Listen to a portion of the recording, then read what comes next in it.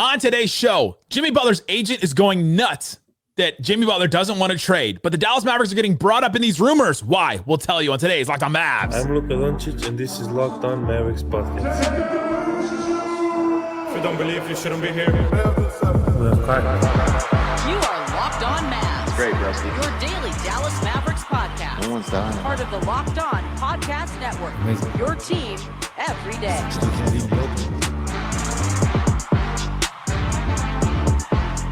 And welcome. You're locked on to the Dallas Mavericks. My name is Nick Angstadt, media member and NBA channel manager of the Locked On Podcast Network. Your team, the Dallas Mavericks, every day. Thanks for being in every day or making Locked On Mavs your first listen today. Subscribe to our free Locked On Mavs newsletter, your one stop for the best news and analysis on the Dallas Mavericks and the NBA, straight to your inbox every day. Today's episode is sponsored by Game Time. Download the Game Time app, create an account, use that code Locked On NBA for $20 off your first purchase of tickets to a bunch of stuff. And joining me, as always, my co-host, media member, the trade machine maniac, the one more thinking. What you got for me, Isaac Harris? Would you say it's trade season yet? Are we there? December 15th is the day that players that signed in the offseason can't get traded, so we're close. We got a text this week that was like, "Why is this too early for trade rumors?" And I was like, "We're almost to the December 15th, so we're almost there. It's never too early. Come on, I'm itching for them." Even though I don't think the Mavericks need anything like drastic, I'm still like anybody, some random person on a random blog can drop a trade rumor thing that's totally made up, and I'm like, I think I might click on it just to like see. You like the slop? You need the slop, the trade slop. I was thinking about people the other day. I was like, I wonder what's going on with Ari Abraham. I was wondering, just like, where is that guy? Yeah, is like, he still making up crap? Or Scout with Brian, where is that dude? wearing quarter zips. Just hanging out somewhere. Today's episode, we are going to get into some trade rumors across the NBA. We'll talk about some players. Isaac and I will play What About This Guy? Where we just go back and forth and talk about different players that are either on the trading block or could be on the trading block, and could the Mavs even think about these guys? But let's start here with Jimmy Butler. Oh, Jimothy. Gotten into it again. The rumors all week, according to Shams Charania, has been that that Jimmy Butler's agent, Bernie Lee, has indicated in league circles that the six-time All-Star is open to the Phoenix Suns as a destination. That was the new thing today, that he's interested in the Suns. We've already talked about that he's interested in the Mavericks and the Rockets and the Golden State Warriors as players that he could be, or teams that he could be potentially interested in. And so the rumor is going around. That tweet from Shams got community noted today on Twitter, which is a community note is when Twitter itself comes and like corrects it and says, "Hey, this is misinformation. This has been corrected by somebody else," and specifically mentions Bernie Lee, the agent, because he went on a tweet storm about this Jimmy Butler story. He said these three things. You ready for this, Isaac? I'm so ready. Let's go, Bernie. If anything, take away from this, Mavs fans, we can laugh at the Miami Heat for this. Shams, this is your opportunity to say, "My bad, I let ChatGPT write my tweets and went old school Peter Vesey." Oh, Shams, Peter was a writer in the 90s. Be a trendsetter. Invent the new I was hacked. Carry on all. Thank you. Then he said, this is again, Jimmy Butler's agent. It's been confirmed that this is him. "I don't know what I'm going to do because I'm a middle-aged dad, but I just know it would indicate a severe dislike. World, all this is fabricated. I have never, and honestly, it wouldn't help me or the position I represent to do anything that's been reported by said, quote, journalist," unquote. He's really getting off his feelings, because some of this doesn't make any sense grammatically either. "All right, listen, I gave you a pass yesterday because I was busy, but if you don't stop putting my name on your complete and utter made up BS," spelled out the word, "because you normally aren't worth my time to acknowledge." Bernard's over here at the zoo with his family. He's like, I don't have time for this. Bernard. Is there more? I can't remember. No, those are the three ones. The more on it, though, is that Mickey Arison, the owner of the Heat, retweeted it. Oh, that's incredible. Shams is like, I'm going to blue sky.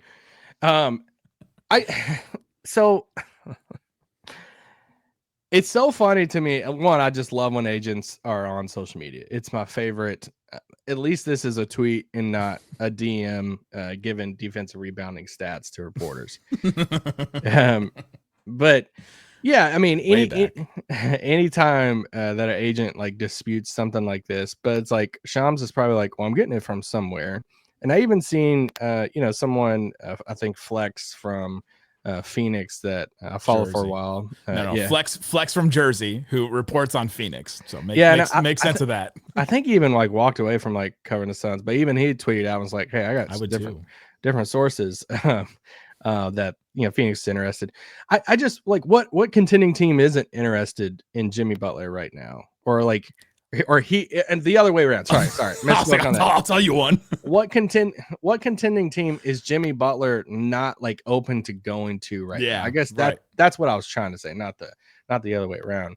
So I just think it's kind of funny. I mean, it wouldn't shock me if there was another, something like that, another team at the top of the East. They're like, Jimmy'd be open to Cleveland, it just wouldn't shock me. So then we get the Mark Stein report today. Shout out to our guy Stein. The Mavericks, by contrast, are in no position to make a play for Butler, even if they wanted to. Dallas has 2 max players already, and both Luka Doncic and Kyrie Irving, great clarification there, are eligible for new contracts into July after last season's trip to the NBA Finals. Adding another playmaker for all of Butler's versatility and toughness, likewise, doesn't rank as a Dallas priority. It makes sense to me that the Mavs, the finances are so hard. We've talked about all offseason how difficult it is now with the new CBA, the collective bargaining agreement, the deal that makes all the contracts work. It's so hard to get 3 max contracts. Look at what the Suns had to do last year. The Suns they brought in Bradley Beal, then they had 3 max contracts, and I think even Booker's was not like a $40 million max at the time for them to like try and fit this in. And then they had to go bargain basement hunting for their other guys, and they got all these random vet minimum guys, and almost none of them worked out. So then they moved on from all of them. Then they got super lucky with Tyus Jones wanting to come and play there, which was great. And maybe that's the benefit of just going all in and getting 3 guys like this, is that you'll get some of those guys that say, I want to come and join it and win a ring. But now the Suns are 12-11, and they're still not lighting the league on fire, right? With their team. And so it's very difficult to keep the team. We talked about, you'd have to trade like Maxey, Gafford, Grimes, Najee, like you have so many contracts. Klay would probably have to be in there. So many contracts just to even match Jimmy Butler's number that it doesn't make any sense for the Mavericks. Yeah, I mean, that's been when we first talked about this, I guess it was last week, it was like, hey, I would love the personality fit with Jimmy, with the chemistry and stuff in Dallas, would love the play, like the player fit on the basketball court, I think would be great with Kyrie and Luka. But what it would take to go get him, you don't have that other contract on your team that you can like match and go get. Like Phoenix has, Bradley Beal, that they would have to like, hey, will you go to Phoenix because he has, or will you go to Miami because he has a, no trade clause. Dallas just doesn't have that contract. I don't think it's worth it to like give up all of your depth to go get. I think Jimmy's still good. I think he will help a team, whoever he gets traded to, but I just don't think it's worth it to do that for. So I just don't even think it's a conversation. I think it's Jimmy's side just putting it out there. Like people are not even like doing the really math on it a ton. Dallas, potential option for Jimmy. It's like, no, not really. I mean, unless they wanted to gut literally their whole team. And so here's now the reason why the Mavs are getting brought up in this. And I think it's a positive thing for the Mavericks. If you're a Mavs fan listening, you know that the Mavs have been brought up in these rumors all the time in the past. And it was because they were a team with Mark Cuban at the helm that would take risks and go out there and get guys, and they would save their cap space and plan powder and keep their cap space dry for the offseason, and then have all this money to make moves. And so teams would use the Mavericks as leverage. All right, if you don't give me what I want, then the Mavericks will, because Mark Cuban will do it.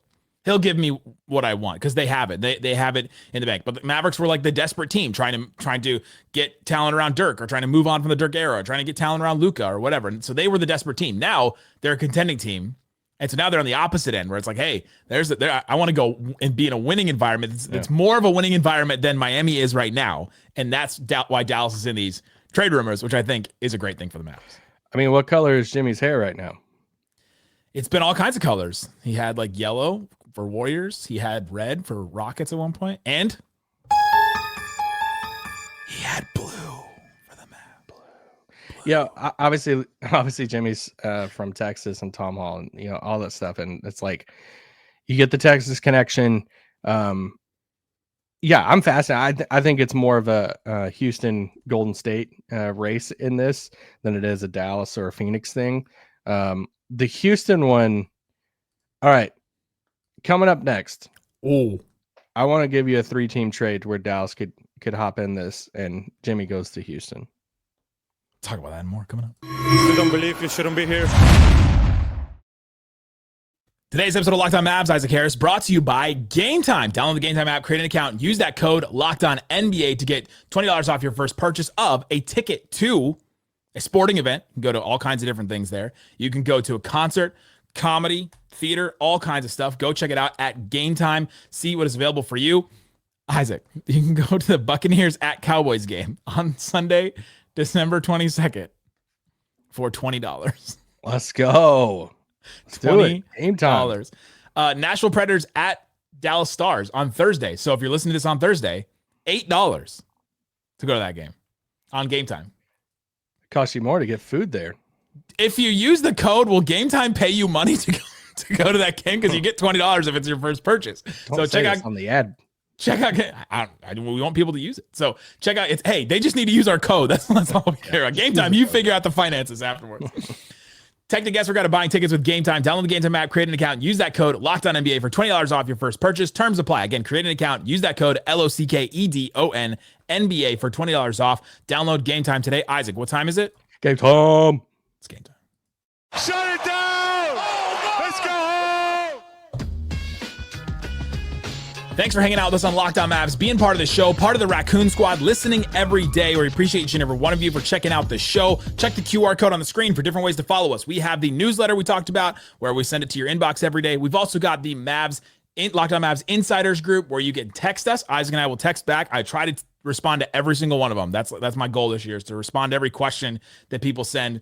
And I'll also send out rumors today. The stuff was going on about Jimmy Butler, stuff was going on about Herb Jones, and I sent texts of my thoughts. And you can ask questions and do all that kind of stuff. So subscribe to be a Mavs Insider, and it helps support the show as well. All right, Isaac. 3-team trade that the Mavs get in on. They don't get Jimmy Butler in the trade, right? No. But No. Jimmy Butler goes to Houston? Yeah, I actually think this is the closest or the most likely scenario because I heard somebody compare Houston to where OKC was last year the other day, and I'm like, no, I don't think that's the case because I don't think Houston doesn't have an SGA. They don't have a guy that you're confident at the end of the game of saying that's our guy. It's a go-to. You're putting the ball in Şengün's hand or Jalen Green's hands right now, or Van Vliet, something like that. So I think that they could go get Jimmy, and I think this Jimmy situation is going to get kind of weird because he has some leverage. If even in some of the reporting that he could opt out, where he's saying he's going to opt out to sign a new contract this coming off season, so he kind of controls that future a little bit with that. To where if the price goes down some, I think Houston could get him at a fairly decent price without having to give up a ton of pieces or draft picks and all of that. And it really comes down to two different things. They have one big contract in Van Vliet if they wanted to go that route. But the only problem is they're not playing Reed Shepherd a ton right now. So and who's your other ball handler? Are you saying Amen Thompson? Amen Thompson. Yeah. Are you saying hey, we're a win now team, wanting to be in the playoffs, and Amen, you're our guy right now? I mean, Jimmy Butler kind of de facto becomes that guy because he's that guy for Miami some nights. True. I think they entertained this type of route. So you got to throw in some type of asset, whether it's a pick, young player, or whatever it is. So what if they said, all right, well, the next biggest contract is Dylan Brooks. So it's Dylan Brooks, Steven Adams, and Reed Shepherd goes to Miami. Okay. And then they call up Dallas and they're like, hey, we know you want another wing defender. And they say, we'll send Dylan Brooks to you guys. We'll reroute him. Yeah, we'll reroute Dylan Brooks to you guys because we're trying to go younger. You send us back Maxey, Quentin Grimes, and Omax. Oh, you just put a knife in both of our hearts. I did. Me for Quentin Grimes and you for Omax. Those have been our guys. But you get Dylan Brooks, and maybe that gives you the attitude that you need to go in. You got to have a crazy guy to win a title sometimes. So I guess it comes down to when everybody's healthy. I'm not saying that I would do this. I'm just saying I could if this trade happened tomorrow, it's some breaking all of a sudden we're talking about it. Yeah. 3-team deal, and this was the makeup. I wouldn't be like, oh, I can see why Dallas did it. I guess it comes down to like when they're fully healthy, Omax doesn't play. So do you think it's enough of an upgrade for Dylan Brooks over Quentin Grimes and Maxey? Your backup 4 becomes really tough at that point. Then all of a sudden you don't really have a backup 4. Yep. You still have your picks though. You still have 2 firsts and 2 seconds and a swap that you can do something else with. You don't really have contracts to trade though. That's tough. Yep. You bring Dylan. The Dylan Brooks piece is interesting because he's Markieff Morris, baby, backup 4. Just kidding. I haven't even looked at him yet. I mean, Dwight has been the backup 4 more recently than Markieff Morris has. Okay, don't say that. He was. I know he was. When was that game recently where Gafford and Dwight were playing together? Because I texted you and I was like, Dwight's playing a backup 4 over Omax, and that's not a good sign for my guy. It hurt his heart. Yeah, the Dylan Brooks one is interesting. What does Houston become that much better with Jimmy Butler? Losing Brooks and losing, I guess, Reed Shepherd. I mean, Reed doesn't really play too much for him, so you're swapping out Dylan Brooks for Jimmy Butler. Like, I feel like that's a pretty good trade out if you're Houston. Yeah, Dylan Brooks takes some wild shots, but he's been really good for them this season, actually. Yeah, and if you're Miami, it's like, all right, if you really do think Jimmy's a 1-year rental, you're swapping him out for these young guys and Reed Shepherd, Omax, Quentin Grimes, like. Quentin Grimes would be so good in Miami. That'd be annoying. I don't know. Once again, not saying I would do this deal, but I could see. I was trying to think. I'm like, could Dallas get in on like the third team on it? You look at like the Phoenix stuff. It'd have to be Bradley Beal, and it's like, no, I don't. I'm not in on Bradley Beal. No, because I mean, Bradley Beal makes $50 million, so it's like the same amount of players you'd have to give up to get Jimmy.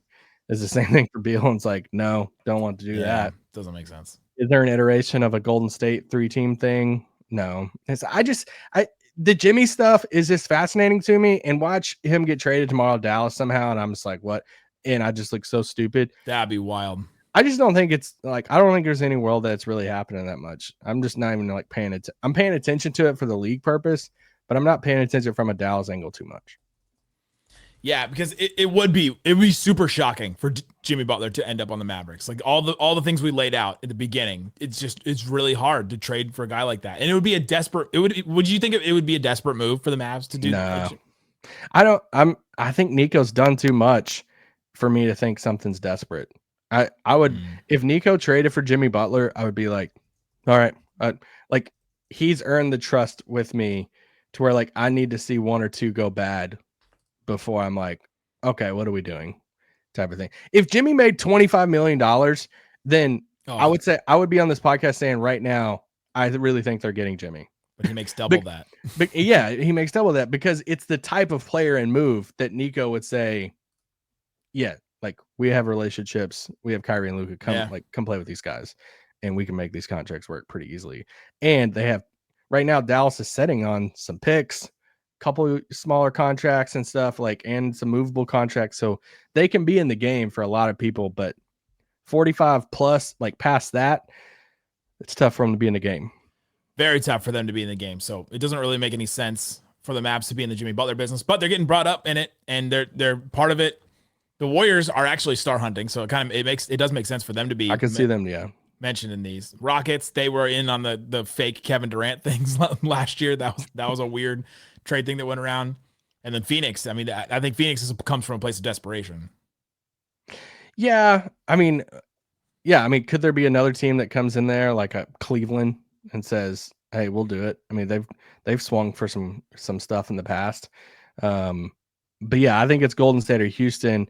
And you look at Golden State, I mean, he obviously like fits their timeline type of thing. I'm not giving up Kuminga for him.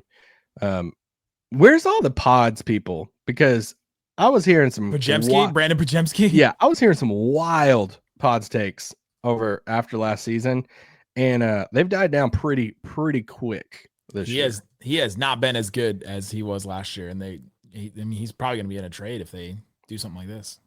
Yeah. So and Jimmy would make sense basketball wise and all the stuff. So I could see that for sure. Steph, Jimmy, and Draymond that's a wild. From another Mavericks angle, real quick, like you don't want him to come to the West. because No, yeah. we've just been talking about how like there's not many teams in the West that I'm like scared of or I would be worried about going into a series besides like an OKC. You know, I think that's the missing piece for like Houston. Even though Houston's still young, I still wouldn't be like overly worried. But like if Golden State got Jimmy and Jimmy's pretty healthy come the end of the season, like that's depending on what pieces they kept around him. Yeah, I mean that would be kind of scary. I wouldn't want to play them in the playoffs. No, yeah, because the thing about the Rockets has been that the Rockets don't have a go-to guy, and then all of a sudden Jimmy would give them a go-to guy. So that one that would change. Ime would love him too, I think. Yeah, because he would get them all. He would get all those young guys to step up and to. I mean, he'd play with the third stringers against them like he did in Minnesota. Remember he played with those guys in Minnesota after that practice, and he was like, "These guys can't win." And then, man, it was different. Unless they flipped him for Ben Simmons.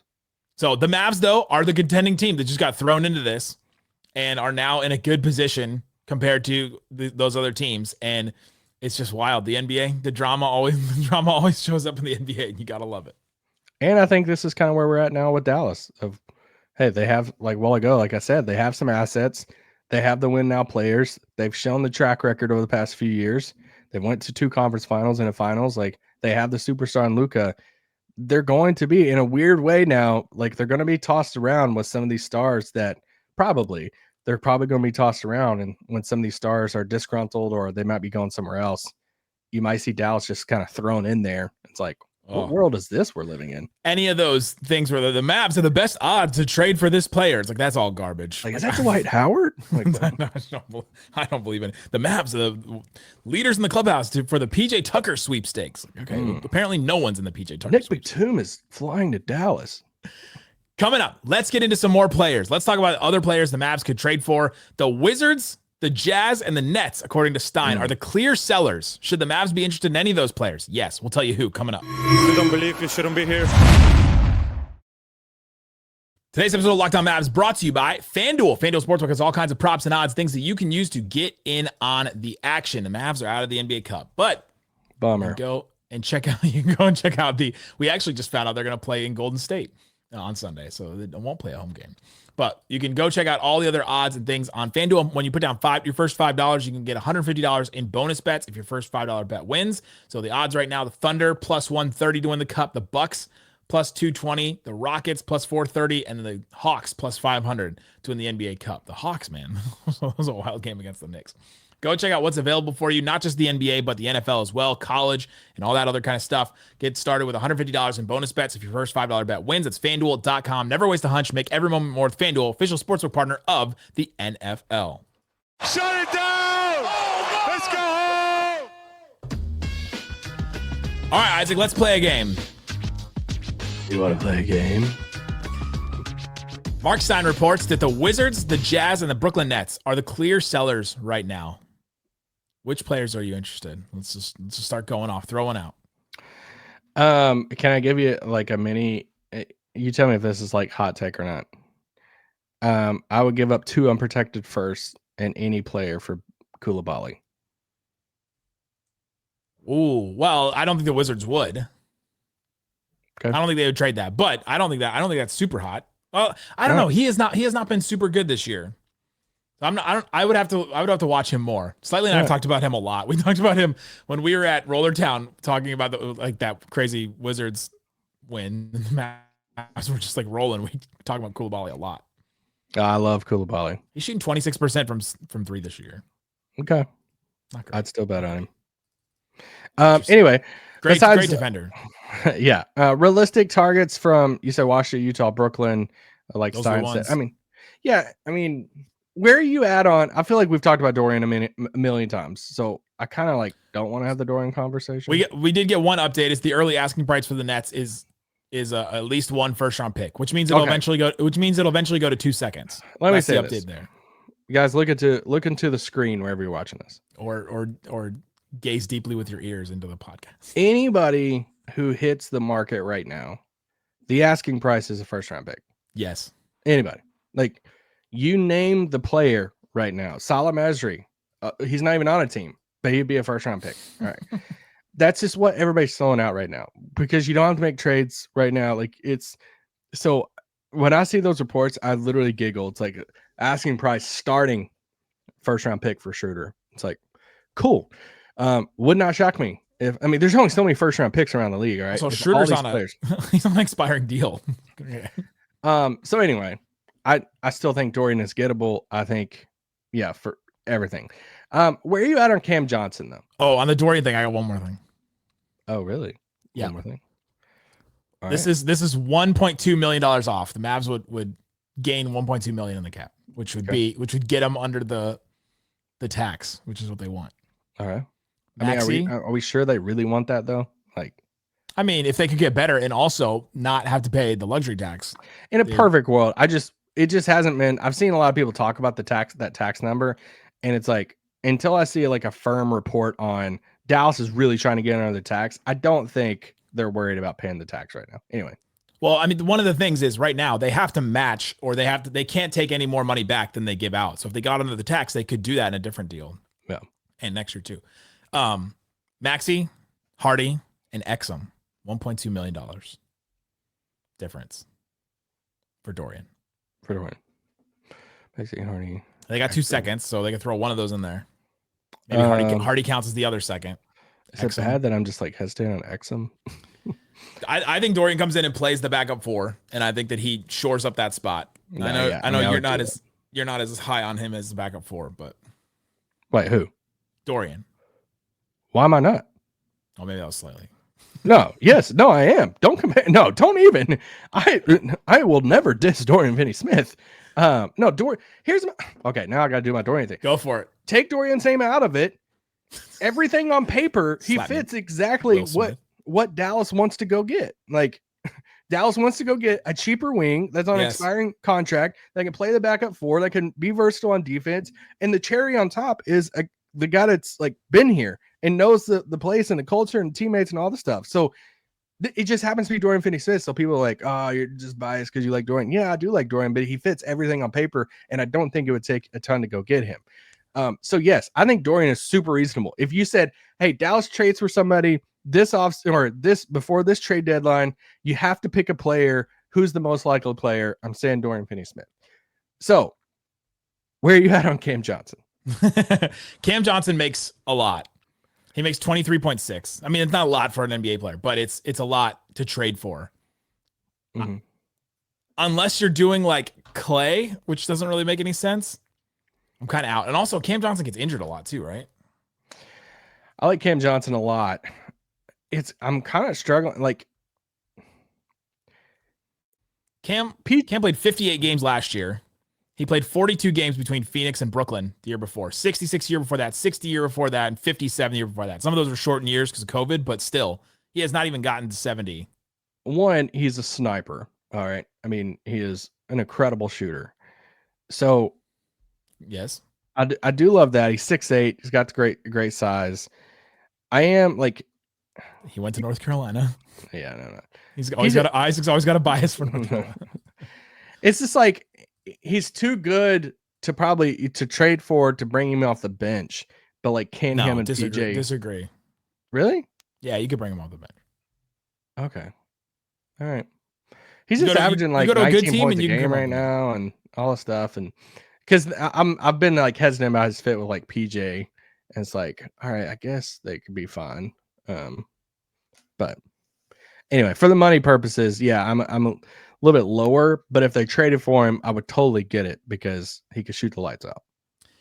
We'll do one more thing later today and talk about Herb Jones. We'll also talk about a bunch of other names too we didn't get to today, and so we'll do that. So pay attention wherever you're listening and watching this. We'll have another episode. Guys, thanks so much for hanging out with us on Locked On Mavs, being part of this show, listening every day. Thanks so much for listening to Locked On Mavs. Peace out.